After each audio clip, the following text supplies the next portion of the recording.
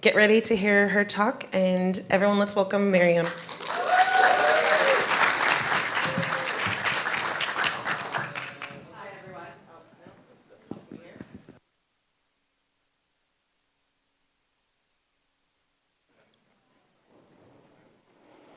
Yes? Yes. Hello.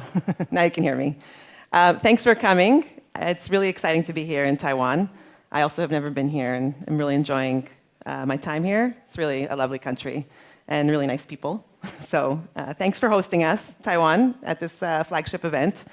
And yeah, so I'm going to be talking about quite a crazy topic, which is building my career in WordPress while raising 7 kids. Yes, I do have 7 kids. And, so I'm going to tell you about that and some of my learnings along the way. So, but first I'll just tell you a bit about myself. So I've been in the WordPress space for over 17 years. And that started when I founded my WordPress development agency after I gave birth to my 4th kid, when I realized I needed more flexibility in my life, and I'll get into that. After doing that for about 13 years, I co-founded and was the CEO of a startup called Strattic. If you've heard of it, it's a platform for publishing WordPress websites in a static format. That came to solve issues that many of us are familiar with in the WordPress space, security, scalability, and performance. And by publishing the sites in a static format, which means basically just HTML files and CSS and JavaScript, it's super fast, super scalable, and like you leave the servers behind. So I founded that company to try to solve these issues, and thank God that I did solve those issues with this platform. And it was a venture-backed startup, so that's also part of my story, meaning we raised funding from VCs and investors. And in June 2022, Elementor acquired Strattic, and I've been with Elementor since then. 6 months into being at Elementor, I took on this new role called Head of WordPress Relations, and that's what I'm doing until now. So that's a bit about me. I just want to make some disclaimers about this talk. So yes, I have 7 kids, but that has a lot to do with a lot of things, including my own personal choices, but also my society and my context and my culture. So my point here is not to inspire or motivate anyone to do anything that I have done. Okay, so that is not my point. It's like a little, what? Okay, fine. Anyways, yeah, my point is like we all have multiple aspects to our lives. Often part of it is our business and professional life and our personal lives. And I think whether you have 0 kids or 7 kids, we're all trying to figure out how to kind of juggle that and make that work for ourselves and give everything the attention that it needs and deserves. So having done the extreme version of that, I call it like an extreme sport, founding and selling to companies in the WordPress space and at the same time raising 7 children, I've learned some things along the way, thankfully. And so I'm here to share that with you in case that's helpful in some way.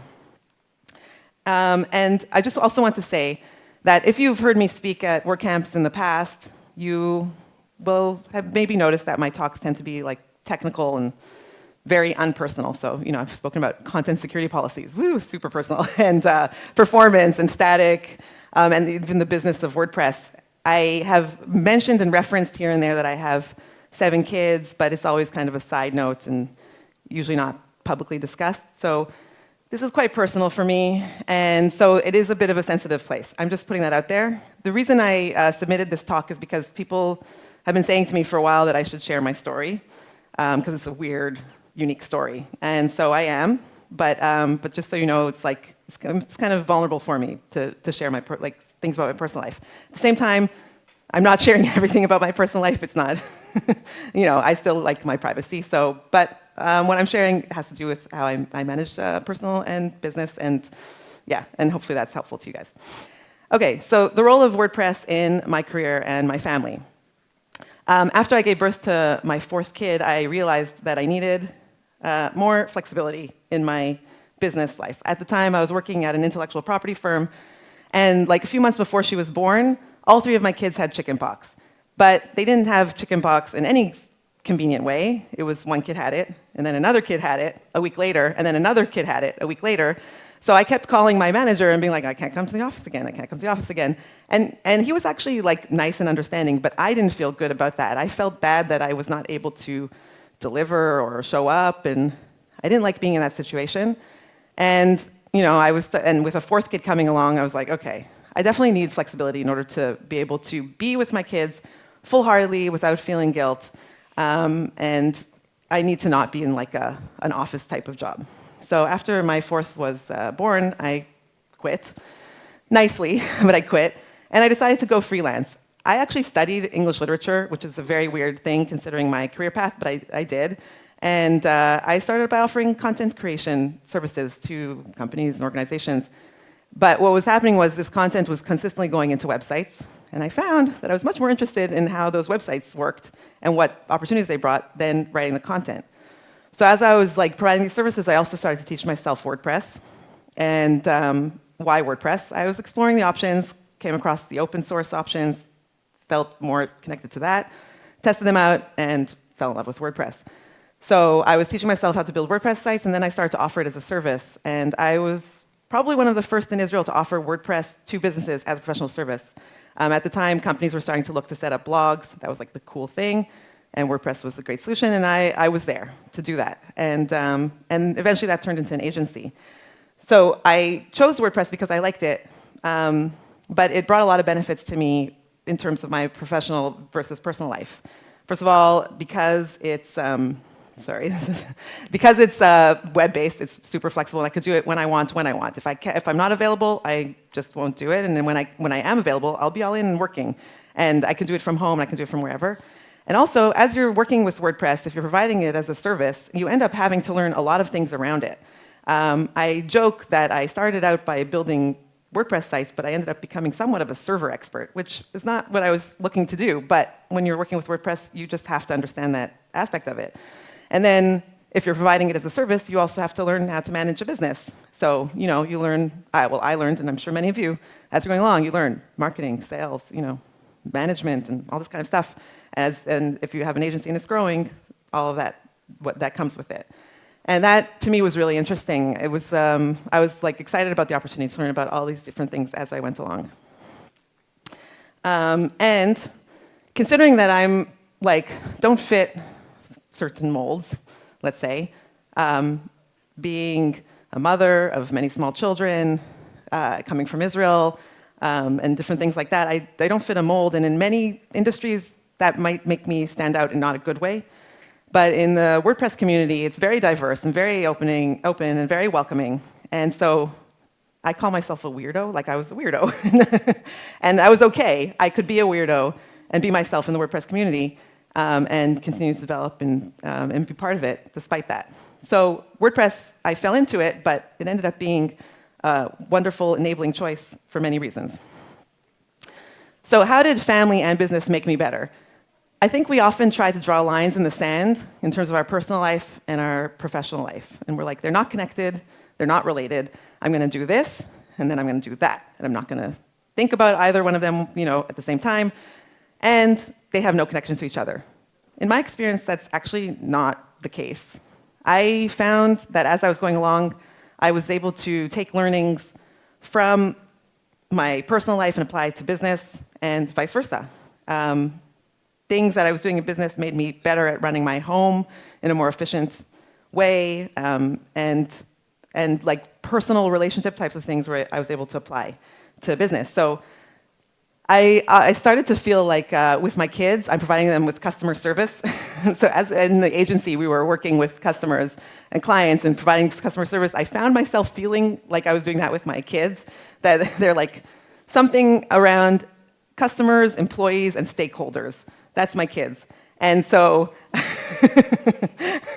and I would apply certain things from providing customer service to them. Okay, so I have 7 kids. They all need attention. Can I give them all attention at the same time? No, because I'm just one person. So what do? I prioritize. Who needs attention right now? Who has the highest level of critical, right?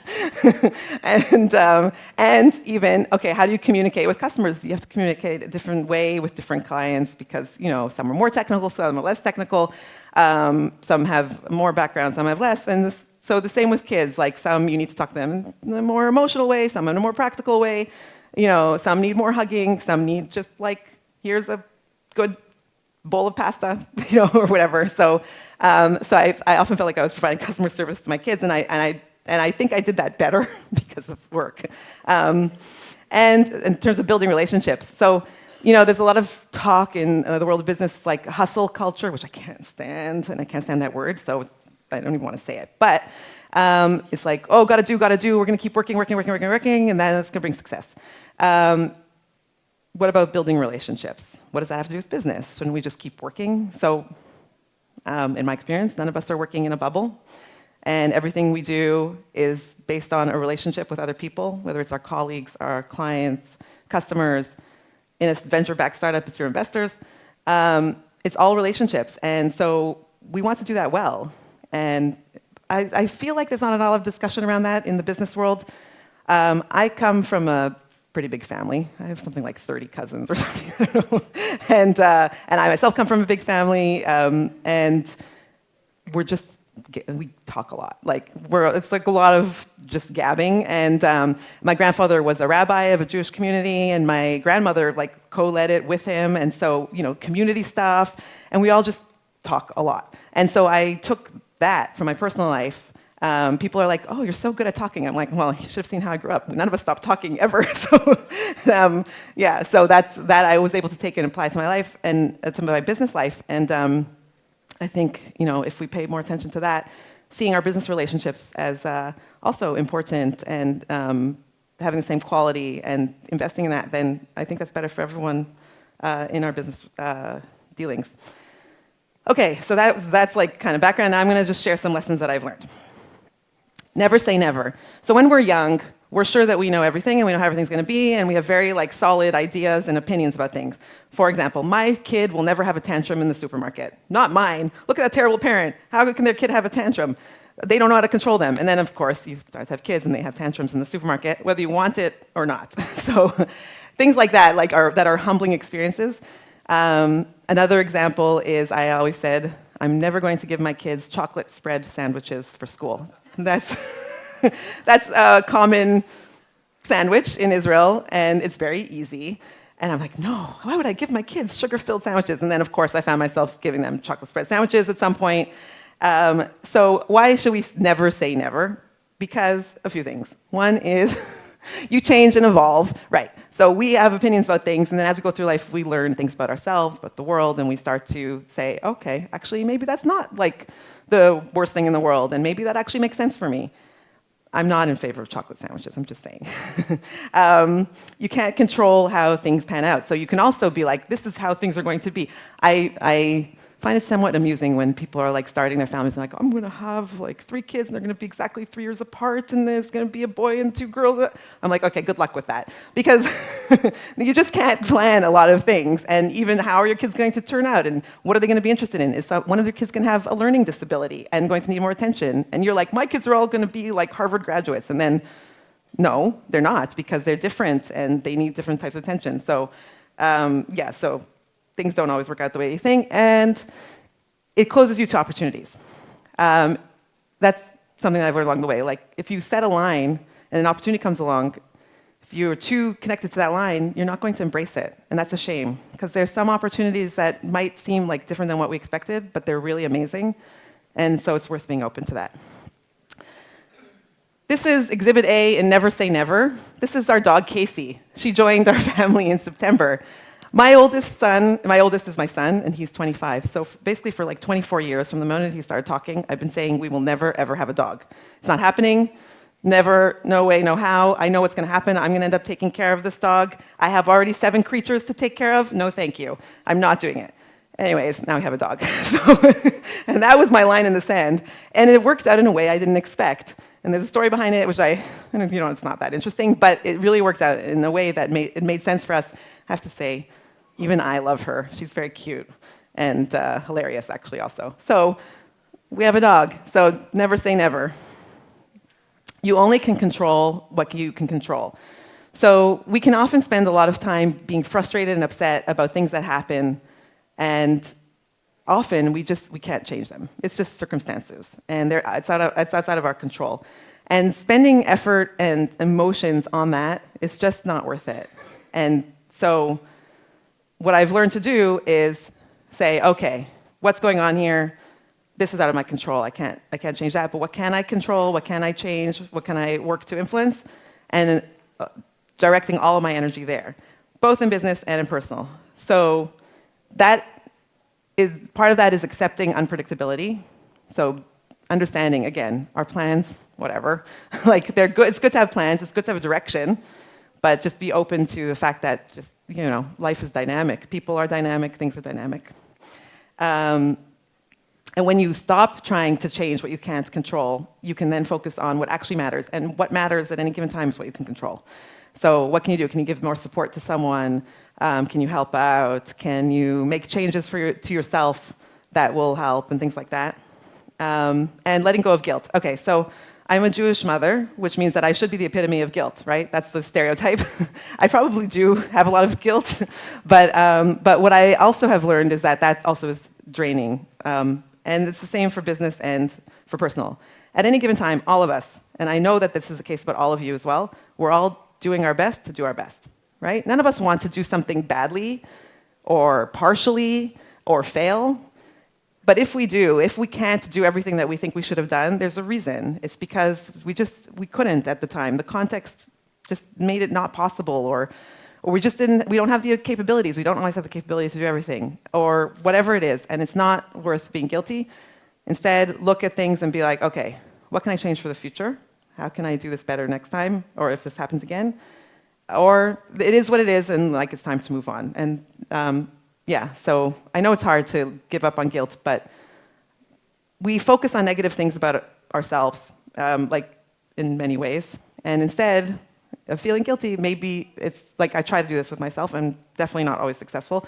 Look at what you have achieved and what you have done well, and focus on that and try to do more of that.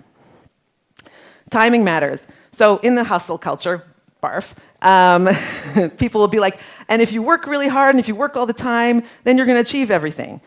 Okay, so first of all, that's not true. Actually working hard all the time does not correlate to success necessarily.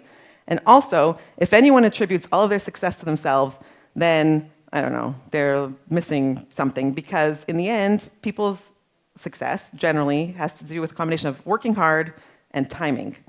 I just heard this term called luck surface area. I don't know if you've heard this, which is this idea that if you work hard, you kind of create your luck, meaning if you keep putting yourself out there, you keep sharing your vision with other people, you keep taking steps, then that creates a larger luck surface area, and that has to do with timing as well. But even so, and yes, we should make the utmost effort to succeed and put in the effort. Timing, in the end, plays a crucial role. Two people can be working just as hard as each other.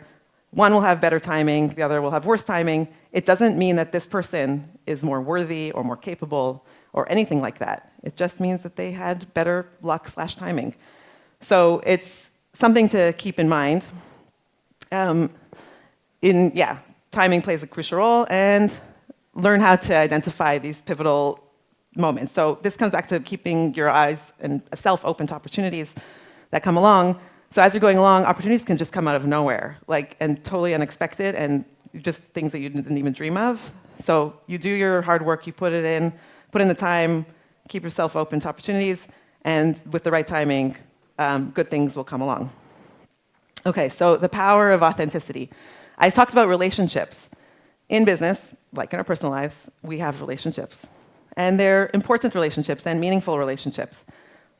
But they are between people, and people want to connect with people, right? It's boring and uninteresting, and it feels artificial to connect with someone who is like an avatar of a business person and uses jargon and doesn't have much of a personality, doesn't have a sense of humor, doesn't share things about themselves. Obviously you don't have to share a lot of stuff, but they're not a human being. That's not interesting, and that's not someone you necessarily want to connect with on any level, including business. And it doesn't generate trust. So in the beginning of my career, when I founded my agency, I was like, I think I'm going to be a businesswoman now, so maybe I should dress like a businesswoman, because I think that's what you're supposed to do. I should look the role, so people will take me seriously. So at some point, I tried to buy businessy clothes. And that did not work for me. I felt uncomfortable, I didn't feel like myself, and also with 7 kids, someone is always either throwing up on you or smearing ketchup on you or something, and having clothes that you can't just throw in the laundry. By the way, and that's when I started wearing all black. My kids look at my closet like, Ema, why is everything black? I'm like, because you all were always like spreading things on me. So I decided that's not for me, and I need to be myself, and that includes how I dress. Obviously, we should be respectable and presentable, but I decided to go with who I am, including externally. So I'm going to show you a picture. So this is me and my co-founder at Strattic, Josh Lawrence, and the guy in the middle, his name is Eric Ries. Eric Ries wrote a book called The Lean Startup. It's kind of considered the startup Bible. It's a good book, so I recommend it. And when we were working on our fundraising round, a friend introduced us to him, and he's very influential. And when he heard our pitch, he was like, okay, this is amazing. I'm all in. I want to invest, and I'm also going to introduce you to investors. So this picture was taken in San Francisco. We flew there quite a bit to close our round. And I'm wearing a headscarf, as you can see. The reason I'm wearing a headscarf is because I'm a religious observant Jew, and many married Jewish women, they wear a headscarf. And so did I, and that was me. And again, at one point I had to decide, do I continue looking like that, which is like a weirdo in some ways, no offense to anyone who's wearing a headscarf, but like you don't look like everyone else. Or do I find a way to do it in a more common, acceptable way? And I was like, no, this is who I am, and people can kind of take it or leave it. And we closed a very nice funding round while I looked like that. I don't know what people in San Francisco thought. Did they think I was like a hippie? I don't know. Nobody asked me about it. I was like, why are you wearing that?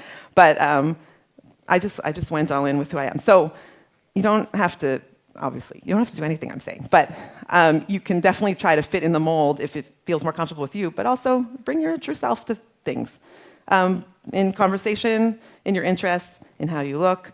It's all okay. I was saying to someone that we meet so many people at these WordCamps, it's hard to remember. I said, if someone has purple hair, I'll remember them. So that's also an advantage. I was once at a conference, it was like so packed, and someone wanted to meet me.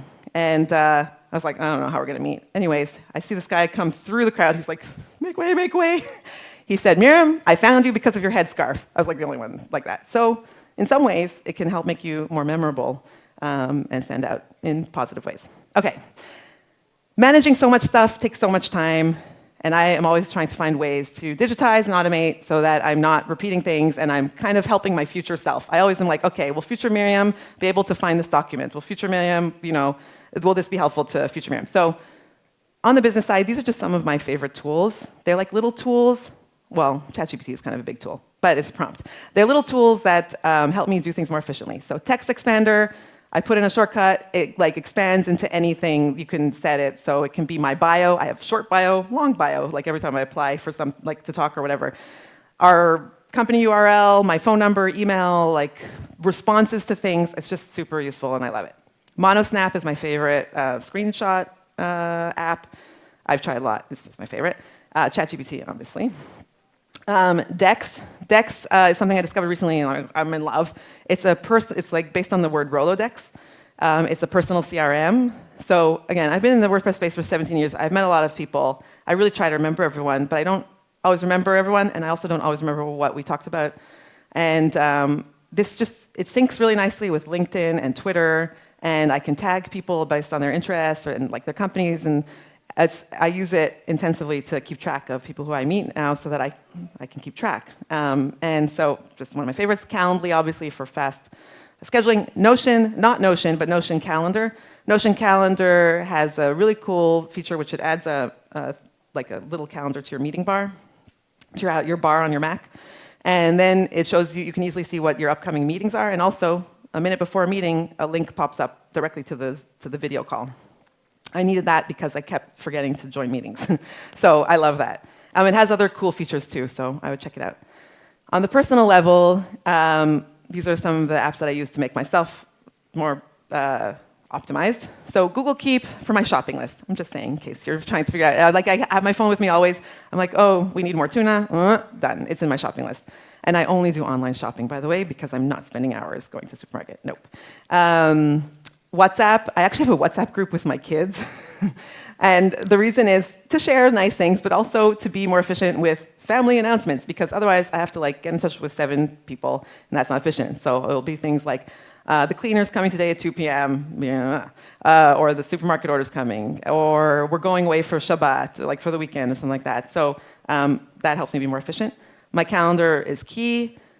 I try to offload as much as I can from my brain so I don't have to remember things. I think my memory's not great, but also when you're trying to remember 1,000 things, business and personal, it's just impossible. So the minute I have to remember something, I immediately put it in the calendar, in a reminder, something like that. So my calendar has my personal calendar with all the kids' appointments or whatever, school stuff, and then, of course, business meetings. Apple Notes for note-taking, but actually mainly for my recipes. So cooking is very important because I've got to feed the kids, they're always hungry. And so I've become an expert at like making big dishes that don't take a lot of time and are delicious. If you want recipe recommendations, let me know. And Dropbox, I love using Dropbox actually for personal things because the mobile app has a great scanning capability. So like a kid gets a document, like the doctor prints out a report, I'm going to lose the paper, no question. Immediately I can scan it straight into, every kid has a folder. That's me helping future me. Because eventually, you often have to refer back, and so it's easily accessible. Embrace minimalism. So I know that there's this Netflix show called Minimalism or something like that. I couldn't watch it. I thought it was boring. So I don't mean like that extreme version, but like getting rid of as much clutter that is like physical and not physical from our lives. So less is more. Just in terms of like stuff, I hate stuff. I don't like having stuff. Whenever I can, I'm like, kids, we're giving away half your closet and things like that. I don't, it's just, especially when the kids were growing up, we lived in a smaller apartment. We didn't have a lot of space. Like there was no room for anything extra. So if it wasn't touched for like a year, off it went. I have no emotional connection to things.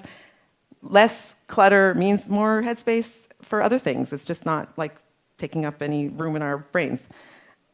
Say no to things. I'm still not so great at that. But I did learn to, like people would be like, oh, Miriam, can you come speak to these students and that, like that kind of stuff, and those students, and maybe let's do a side project together. And I'm excited about everything. I really am. But I learned to start saying no to things that because eventually you stop doing anything well if you're doing too much. You're not making anyone happy. So I try to say no, and sometimes I feel really bad about it. I mentor these women students in Jerusalem, and at certain points they bring me in. They have this accelerator, and at certain points I have to say no, and I feel bad. But you just can't. My priorities are my kids, my family, and my work. So yeah, it's hard, but it's important. And simplify. So kind of like my cooking, like just do things easier. You could make 2 types of chocolate cakes. One can have like 3 bowls. You have to whip the egg whites and I don't know what. Or you can just put it all in a bowl and mix it all up and then pour it in a pan, and they're both delicious. So it's like that in personal and business. Like just try to reduce steps of things. Try to make things simpler for yourself. Recharge and take breaks. Hustle culture. Work all the time and you'll be successful. No, you're going to burn out and you're not going to do things well. So it's really important to stop and give yourself that time. Sorry, this is really tiny. Discover the necessity of real deep breaks to prevent. Yes, okay. Okay, I'm just going to talk quickly about Shabbat. So Shabbat is our weekend, and I keep it in a particular way. So basically, every Friday night, we all turn off all of our electronic devices. No computers, no TVs, no cell phones. Cook all the food before Shabbat, so I'm not cooking, and that's it. We just shut off from the world. And that, to me, helps me recharge my brain and recharge my batteries. And I start working again on Sunday, totally refreshed. It's like, by the end of the week, I'm exhausted. And then Sunday, I'm refreshed, and my brain is clear, and I can have like ideas come to me better, and I'm like really energized to work. Shabbat is a hard thing to keep. I was telling some other people in the WordPress community about it, and they tried to keep it, and it's not easy. So not that, but some way to disconnect and really give yourself the time to recharge your batteries. It will help you work better, and it will also give you longevity. We're doing a marathon. We're not doing sprints here. And find what works for you to stay grounded and focus on what matters. Okay, so that's like that. Okay, work-life jutting act. So just like a few things to wrap up. Self-care. I also hate that term. So I don't really mean like, oh, I'm gonna, I don't know what, meditate and like drink tea and go to a spa or I don't know what. No, it can be small things, but like things that you can do that are good for you. It's totally legitimate. Find joy. So if you enjoy your work, you know that saying, then it's not like you're working, and that's true. So I'm fortunate that I love what I do, and I love the people that I work with, and I hope you all do or will find that. So finding joy in your work means also figuring out what works for you, like where your passion lies, and then you can be happy every day when you're going to work. And also outside of work, what brings you joy? Try to make sure that you fit that in. So for me, like when I was going through hard times in my life, sometimes it just meant going to like a cafe and getting myself like a good coffee and like a little breakfast. Even that would make me happy. So, you know, find those things. Yeah, we're in it for the long term. Okay, laugh. If you know me, I laugh a lot. It's because I think things are hilarious. But there's a lot of opportunities to laugh. Like, so when you're raising small kids, it's exhausting. And you're just like, oh my gosh. And you're lucky you're so cute otherwise. But also, kids are hilarious. One of my kids in particular, she would say the funniest things, and I was like, oh, I should write this down, and I didn't, which is a shame. But laugh with your kids, and laugh at work. I've also been fortunate to work with hilarious people. And it's like it's almost like we're competing to make each other laugh more. This is at Strattic. Elementor is kind of funny. But the Strattic people are hilarious. And we have some great stories. And like, if you can laugh with your colleagues, people who laugh together succeed together or something. I don't know if that's a saying, but that's what I feel like. So make sure to laugh. Okay, so my kids and my career have taught me more than I ever expected, and I wouldn't change a thing, even though it's like crazy going through that. Like really, there's years I don't remember because they were so small and it was all so crazy, and I was sleep deprived. I've learned valuable lessons from the beautiful chaos. It is beautiful chaos. And you learn a lot about yourself and your capabilities when you kind of push yourself in this way of juggling parenthood and professional growth. Okay, so I'm going to tell you this story, and then I'm going to wrap up. Sink full of dishes, which is kind of the story of my life. But this sink full of dishes was waiting for me after we closed our funding round. So we went to San Francisco, wrapped things up with the investors, and on our flight back to Israel, they were signing. We had Wi-Fi, and we're like, oh, this one signed, that one signed, thank God, thank God, thank God. And we landed, and we had closed a really, like, over $6 million funding round. And that's nice. That's something to be proud of. And we were like, yay, okay. And then get home, I walk in the door, it was like night, so the kids were all sleeping, and this is what's waiting for me. So you might think, oh, you're so awesome, you closed this funding round. No, dishes don't think you're awesome, and kids just want to make sure that they have food, and like, all of this keeps you humble. So I walked into the house, and I was like, yay, and then I washed the dishes. So I will always remember this sink full of dishes as showing that balance of like, you just achieved something that's pretty awesome, but you still gotta wash the dishes and do the laundry and everything. So, don't we get to see your kids, right? I'm talking about them all the time, and I haven't showed you them. Yes, you do. Here they are. So I'm in the middle, and I have one son and 6 daughters. Yes. And recently, my son and that daughter on that side got engaged. So I'm planning 2 weddings. Yep. Hands full as usual in different ways, thank God. So those are my kids, and they're my joy and motivation for everything that I do, and they're amazing, thank God. So that's it. That's my talk. Left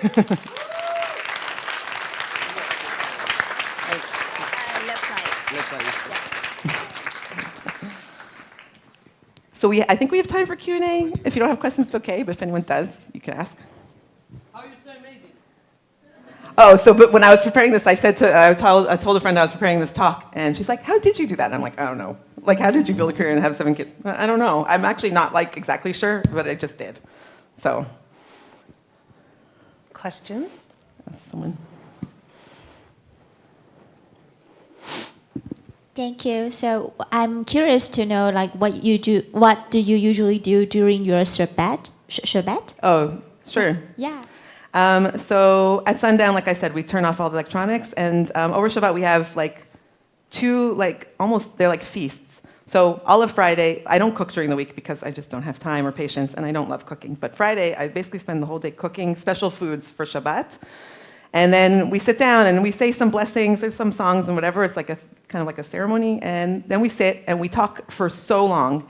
It's really great in this era of digital everything, because all of us, including my kids, we're all like in our phones. And then without the phones, everyone just shares everything, and we really spend hours talking. Then most of us fall asleep on the couch. It's like part of the ritual. And then the next day, some people go to synagogue, and we have another meal like that. Friends come over. We don't drive also on Shabbat. Oh, we play a lot of board games also. Speaking of driving, with 7 kids, what car did you drive? So I had a minivan, but then as the kids got older, they're like less around, they're less going with me. I'm not like taking all 7 kids with me places. They're like with friends, or they're like in school or whatever. So eventually I was able to get a 5-seater. But then what I did was, if we go away on vacation, once my older kids got a driver's license, I would rent a second 5-seater, and then one kid would drive that car, I'd drive the other car, pile all in, and off we go in like a convoy to our vacation. So that's how I did it. Which one is your favorite? Oh my gosh. He said, which one is my favorite? So my kids are always like, right, I'm your favorite, right? I'm your favorite. So this is what I say to them. Sion, you're my favorite son. Ruth, you're my favorite oldest daughter. Like that. You're my favorite third. You're my favorite with the curly hair. You're my favorite youngest. They're all my favorites. No, really, they are. They're all different. It's like apples and oranges. You can't have a favorite. Miriam, I have a question. Yes. Whenever I ask my kids if they can describe what I do, they do not know how to answer at all. What do your kids say when they try to describe what your profession is? So for a while, they would say that I type a lot. So that was something. But as they're getting older, they're kind of starting to get it. So something that connected me to my 14-year-old now was the fact that Taylor Swift's website is built on WordPress. So I shared that with her, and I'm like, because she's a huge Taylor Swift fan. It's like, her site's on WordPress, and now I'm cooler. So that helped. Thank you, Taylor Swift. But kids really, every once in a while, they'll be like, but what do you do? And I'm like, but actually now it's hard. I'm like, I talk a lot. No, I do stuff, and I explain to them, but they don't really get it. Yeah, it's just how it is. And No tips. No tips. No. I actually have a real question. Okay. From time to time, you meet people who maybe they're like in a transitional phase in their career and they're not really sure. And like you, I've been accepted as a bit of a weirdo in the WordPress space, and I just love it. And so I'm always trying to, maybe you should get into WordPress, contribute to open source. Have you been tempted with your children to try to push them towards a career in WordPress, or did you throw up your hands and say, oh, you just do whatever you want? So not specifically about WordPress, but I do encourage them to do whatever they want to do, even if it's kind of weird. So my son is currently a farmer, actually, and I'm proud of him, and he loves farming. He loves tractors. He watches his YouTube videos about tractors, right? And I love that he's passionate about it, and if that's his thing, great. I did bring one of my kids to WordCamp in Athens this past year. That was the first time I brought one of my kids. It just worked out really well. And she became a WordPress fangirl. By the end of that, she was collecting all the stickers and all the pins, and she went to all the booths, and the community was so nice and welcoming to her, so she loved it. And now she is more into it. But I just really, you can kind of be a weirdo in Israel anyways, in many ways. So they can find their place. But I just encourage them to do what they love. That's, I think, really important, the most important, actually. Any other questions? Someone there? Hi, Miriam. I'm curious, you mentioned about the recipes. Have you considered them opening a WordPress blog, publishing them?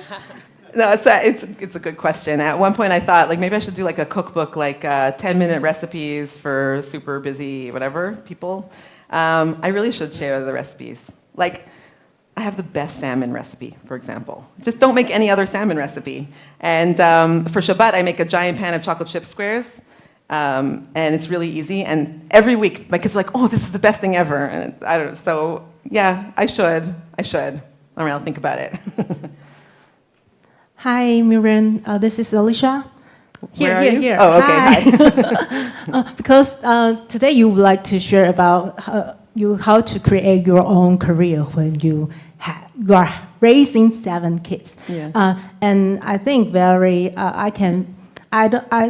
I should say I feel the same way when you share the content. For example, be real, enjoy the minimalism, and also that's what I'm trying to do right now. But also that's also an issue that I'm encountering because I'm now doing a live show in Facebook, and I also try to do something that just like you're sharing.